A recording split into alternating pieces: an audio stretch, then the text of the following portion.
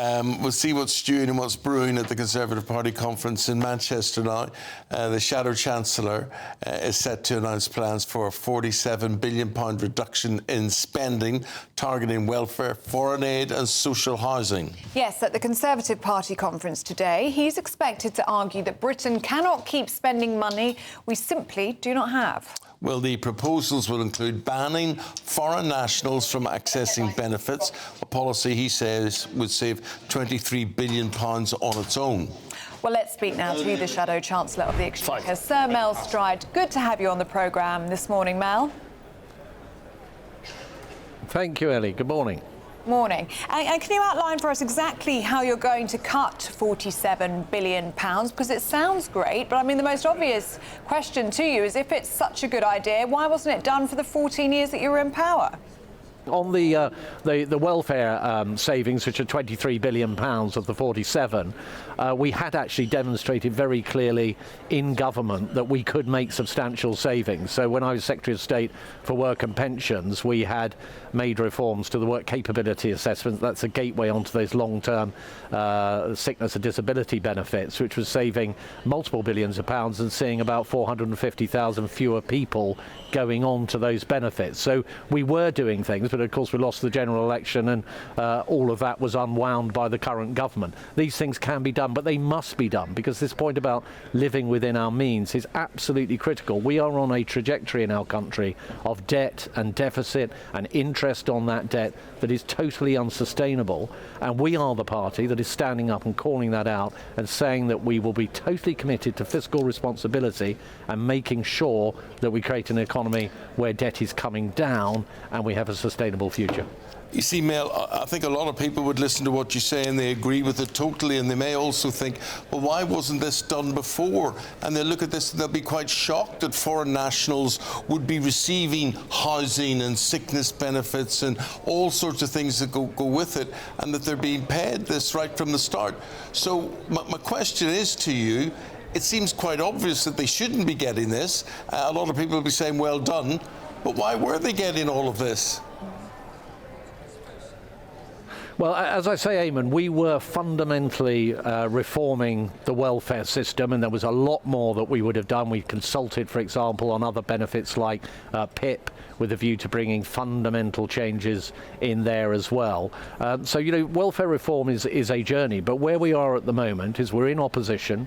We've had the time to do the deep thinking around welfare and other issues, and we are the party that recognises we're living beyond our means, and if we carry on as we are as a country at the moment, it will end in a dark place, and therefore we are going to be fiscally responsible, and we're going to make clear statements to the public now, very clear policy statements as to where the Conservative Party stands on things like debt. It's not fair to be passing that debt on to future generations.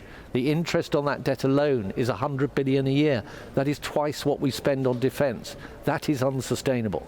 So we are setting out today, and I'll be saying this in my speech later this morning, where these savings are going to come from. And it will also free us up not just to bear down on debt, which is the responsible thing to do, but also to look at how we get taxes down, for example, as part of growing the economy. Have you had a random call lately from a strange number, maybe trying to sell you something or even scam you? If so, your info could be out there. That's because of data brokers, shady companies that scrape the internet for your personal details and sell them to marketers or even scammers. These days, scammers can even use AI to mimic your friends' voices and trick you into sending money. It's not just annoying, data brokers often target vulnerable people with high interest loans or sketchy offers. But there is a solution. Incogni, the sponsor of this video. Incogni contacts data brokers on your behalf and requests your info be deleted from their databases. And because your data can keep popping up, Incogni keeps sending removal requests to make sure it stays gone. They've just launched a new unlimited plan with custom removals. If you find your info on a weird website, just send them the link and their privacy team will work to get it taken down. Getting started is easy. Hit the link in the description, create your account and let Incogni handle the rest. It's risk-free for 30 days and you'll get 60% off an annual plan with the code GBNews. Take back control of your data with Incogni. Mr. Stride, you're speaking to us now from Manchester in the Tory party conference. We're asking Tom Harwood, our deputy political editor, earlier about the atmosphere there. He admitted it's the quietest that he's known it in the 9 years that he's been attending conference. And there's been posts all over X yesterday and this morning just showing that some events are poorly attended and saying that the atmosphere is quite flat. And you've got polls putting you at third, some even putting you fourth in the polls. Some would say that's a reflection of your relevance now. Do you feel as though this is a sign that the party's dying?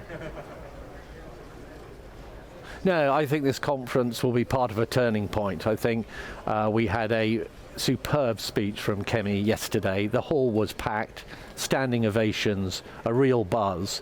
And I think what that is about is that a lot of people for some time now have been saying we don't know what the Conservative Party stands for, we don't hear enough about policies. Well, at this conference that is a turning point, because we are talking about how we will control our borders. We made a big announcement that Kemi made around leaving the ECHR and relation to the Human Rights Act as well. And I'm making big announcements about big, serious, grown-up spending cuts to the size of government in order that we can live within our means, taking the very mature decisions that we need to do as an economy. And I think by the end of this conference, people will clearly understand where the Conservative Party is at, what we stand for, and we continue forward under Kemi's leadership. Shadow Chancellor, do you know what I don't understand? And I would be interested if you had a view. This Chinese spy case, what's going on there?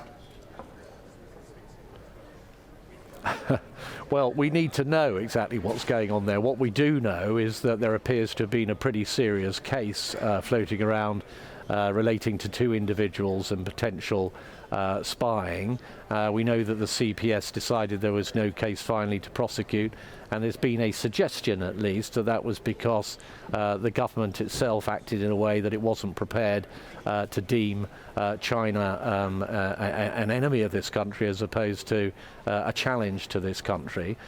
Jonathan Powell is the security advisor, and I think the best next step on here in terms of getting to the bottom of your question, Eamon, is for him to appear before Parliament and answer those questions.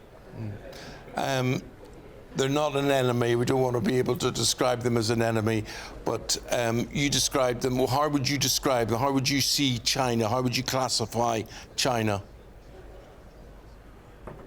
Look, we are in a competitive situation with China that definitely spills over into all sorts of areas, including cyber activities, and there are obviously various tensions around the world, including Taiwan, and a kind of strategic competitiveness with China, which is expressed through all sorts of different things, through trade, through the stealing of intellectual property, through to, as I say, cyber activities and so on.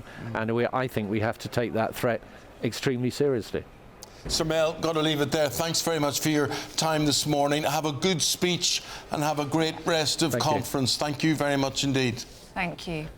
Well, GB News' deputy political editor Tom Harwood is also in Manchester at the Tory party conference. And Tom, you were listening across to Sir Mel Stride there. What did you make of what he had to say? Yeah, I thought it was really interesting, really focusing in on that message discipline, both stronger borders and stronger economy, the themes of this conference. Yesterday, of course, was all about borders, was all about leaving the ECHR, the Human Rights Act, as Mel Stride was explaining there. But today the pivot comes to the economy. And this is where the Conservative Party, I think, sees a niche in politics at the moment. They know that the Labour Party has shot its economic credibility. The vast majority of the country thinks that things aren't going well economically. We see the highest inflation in the G7. We see the highest borrowing costs in the G7. We see growth forecasts being cut, not going up, and a £30 to £50 billion black hole for the budget that the Chancellor has to deliver next month. Whilst the Reform Party is seen as credible, perhaps, on migration, and certainly hard line on migration, where I think the Conservative Party sees a gap is that we haven't yet seen a full-throttled economic agenda from the Reform Party. And perhaps this is where the Conservative Party sees its electoral niche, to be the serious, grown-up party of the economy. And yet there is a problem here. of course, that the country thought that the Conservative Party lost its economic credibility in October 2022. There's a real challenge that the Conservative Party has to claw back the economic credibility that was the backbone of its electoral victories in 2010, in 2015, in 2017, and arguably 2019 too. Ultimately, without an economic foundation, the Conservative Party perhaps doesn't have a viable path to regaining credibility in the country.